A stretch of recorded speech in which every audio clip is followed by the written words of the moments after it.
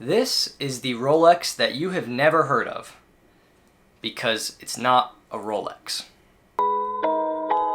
I have been wearing on my wrist for a little over a week the Smiths Everest PRS-25. And looking at it, this is an homage to the Rolex Explorer 1016 back from the late 1960s. I'm not the best at explaining history and talking about the history of products. To give you a brief little synopsis on the events that I'm talking about here, in 1953, Edmund Hillary summited Mount Everest wearing possibly two watches. One being a watch from Smiths Deluxe and the other being a watch from Rolex. Several hours of research still leaves me undecided on whether it was the Smiths, that was for sure on his wrist, the Rolex on his wrist, if he even was wearing a Rolex at all, which one was which. Basically, after all the research I've done, I don't know what happened. Displayed on an advertisement made by Smiths Deluxe is a quote from Edmund Hillary that says, "I carried your watch to the summit.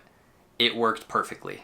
Rolex, of course, has done all the marketing in the world to tell you that he was wearing a Rolex at the time. Though it wasn't an Explorer, it was an Oyster Perpetual. The Explorer came kind of in tribute to that expedition. So just to give you a little bit of specs of this watch, it has a 36mm case. It's 11.3 millimeters thick, and the lug to lug is 43.5 millimeters. This watch isn't really supposed to be like the modern Explorer. It's supposed to be based off the 1016. So on the dial itself, there are no applied indices. It is all printed. It has gilt hands, gilt minute track. The logo that says Smiths as well as the wording Everest is also gilt. And then the dial is a glossy black with a sun ray kind of finish that goes around it.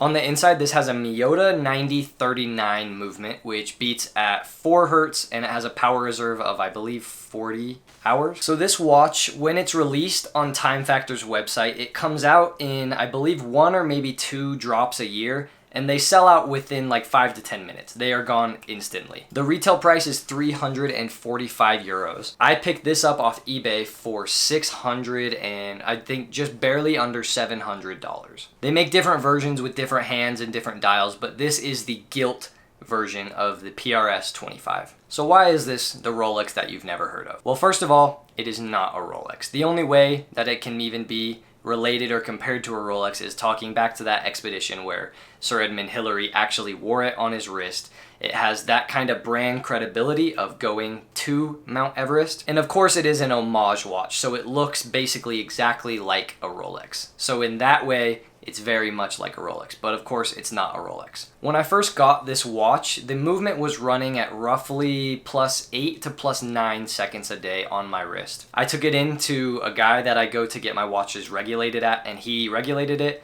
and now it is running at, it kind of depends on what I'm doing, but just on my wrist, it does not gain or lose 1 second the entire day. The dude knows how to regulate a watch. I was a little bit hesitant to buy this watch at first because the case size is 36 millimeters. And for a men's watch, that's on the smaller side. But after wearing it for a week on my 6 3/4 inch wrist, I can tell you that the 36 millimeter wears so close to perfect. My eyes have just gotten kind of used to and adjusted to looking at this watch on my wrist. So when I put on things like my PRX chronograph or my Omega Seamaster, they seem like gigantic Ben 10 watches. But for just being a relatively dainty, small, thin sports watch, this thing is really, really close to perfect. Not that there's anything wrong with the Miyota 9 series movement, but if it had a Salida or maybe a Etta in it, and it could put that little Swiss made badge on the bottom, I think that to me would make this a perfect watch.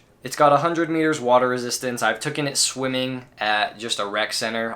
We went off the diving board, down the slides, in the pool, everything. Not a problem. Didn't lose or gain a second during that whole time. When I'm wearing this watch, it's boring in a way that is really simple and really good. You're not gonna have anyone come up to you and be like, "Oh my gosh, is that a Rolex?" Or, "Oh my gosh, your watch is so nice, what is that?" It's gonna fly under the radar, but as you can see on the wrist when you're wearing it, it looks like you're wearing just a nice sports watch. It's really clean, really simple, really comfy, and I mean, for the price, you can't go wrong. To give this watch my gripes and my knocks, being that it is an homage watch, I don't love homage watches, but if there's a company that's allowed to make an homage watch, I would say it is Smiths Deluxe. They've, I would say, earned the right to make this watch what it is. And so for that reason, that's kind of the only gripe that I would give it. I don't know, I'm kind of just mumbling on at this point, so I think we're good enough to call it quits. But basically, just wanted to talk about this watch. This is my newest addition to my collection, and it's really becoming like my favorite watch. I've worn it almost every single day for like the last week and a half, and I haven't even wanted to wear my other watches. And that is really, really rare for me to not want to wear any other watches. I would sign up for their newsletter so you can know when it comes in stock, because like I said, it's most likely going to sell out very, very fast. And if you wanted to buy it right now, you're looking at spending between $700 to $1,000. It's up to you. Smiths Everest PRS-25.